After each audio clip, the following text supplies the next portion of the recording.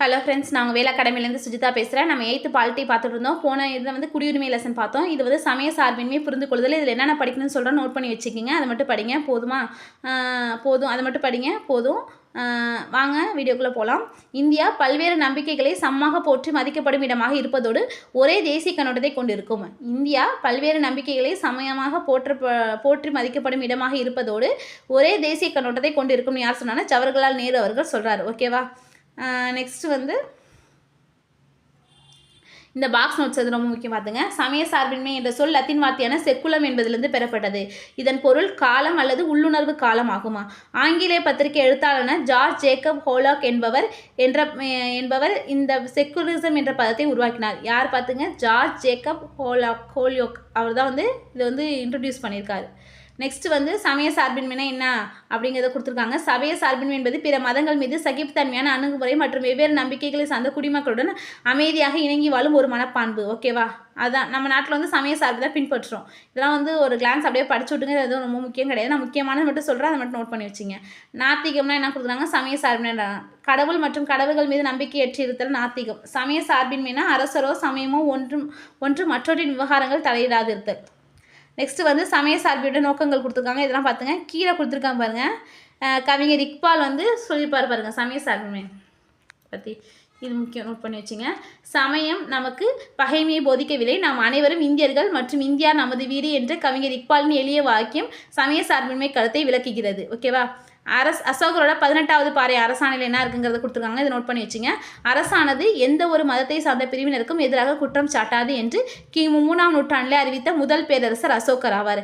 தனது 12வது பாறை அரசாணையில் அனைத்து மத பிரிவினரும் சகிப்புத்தன்மையோடு மட்டுமல்லாமல் அவர்கள் மீது மிகுந்த மரியாதைக்குரிய மனநிலைமையை வளர்த்துக் கொள்ளவும் தன் மக்களுக்கு வேண்டுகோள் விடுத்துள்ளார் அப்படின்னு சொல்லியிருக்காங்க. சமய சார்பற்ற நாட்டின் பண்புகள் வந்து சுதந்திர கோட்பாடு, சமத்துவ கோட்பாடு, நடுநிலைமை கோட்பாடு அப்படின்னு சொல்கிறாங்க. இதெல்லாம் ஒரு கிளான்ஸ் படிச்சிங்க. சமய சார்போட முக்கியத்துவத்தை சொல்கிறாங்க. இது ஒரு கிளான்ஸ் மட்டும் படிச்சிங்க. அதுக்கப்புறம் இந்த பாக்ஸ் நோட்ஸ் ரொம்ப முக்கியம். முகலாய பேரரசர் அக்பர் வந்து மத சகிப்புத்தன்மை கொள்கையை பின்பற்றினார். யார்? முகலாய பேரரசர் அக்பர். ஓகேவா? அவருடைய தீன் இலாஹி மற்றும் சூல் ஈல் குல் அனைத்து சமயத்திலும் அமைதி மற்றும் நல்லிணக்கம். தீன் இலாகியம் வந்து தெய்வீக நம்பிக்கை அப்படின்னு சொல்லுவாங்க. ஆகியவை அவற்றின் சமய சகிப்புத்தன்மையை எடுத்து எம்புகிறது அப்படின்னு சொல்கிறாங்க. ஓகேவா?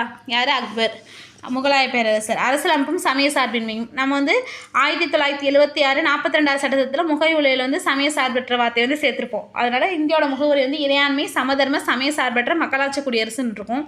அதுதான் இங்கே கொடுத்துருக்காங்க. நெக்ஸ்ட் வந்து கஜ்ராவில் காணப்படும் 19ஆம் நூற்றாண்டை சார்ந்த இந்து கோயில் வழக்கமாக சிகரத்திற்கு பதிலாக இந்து பாணியிலான கோபுரமும் சமண விதானம், புத்த ஸ்தூபி மற்றும் இஸ்லாமிய பாணியிலான குவிமாடம் ஆகியவற்றை கொண்டு அமைக்கப்பட்டுள்ளது அப்படிங்கிறது இந்த கஜ்ராவோட டெம்பிள் வந்து சொல்லியிருக்காங்க. இதை நோட் பண்ணி வச்சிங்க. நெக்ஸ்ட் வந்து இந்திய அரசியலமைப்பு பின்பற்றும் தனி சிறப்பு கூறுகள். ஓகேவா?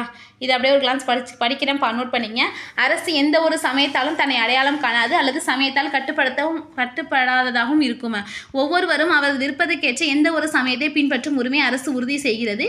எந்த சமயத்தையும் அரசு முன்னுரிமை சலுகை அளிப்பதில்லை அப்படின்னு சொல்கிறாங்க. எந்த ஒரு நபருக்கும் அவரது சமய நம்பிக்கை காரணமாக அரசு எவ்வித பாகுபாடும் காட்டாது. இது இந்திய மக்களிடையே சகோதரத்துவத்தை உருவாக்குவதோடு தனி மனித மாண்புக்கும் நாட்டின் ஒற்றுமை மற்றும் ஒருமைப்பாட்டுக்கு உறுதியளிக்கிறது அப்படின்னு சொல்கிறாங்க.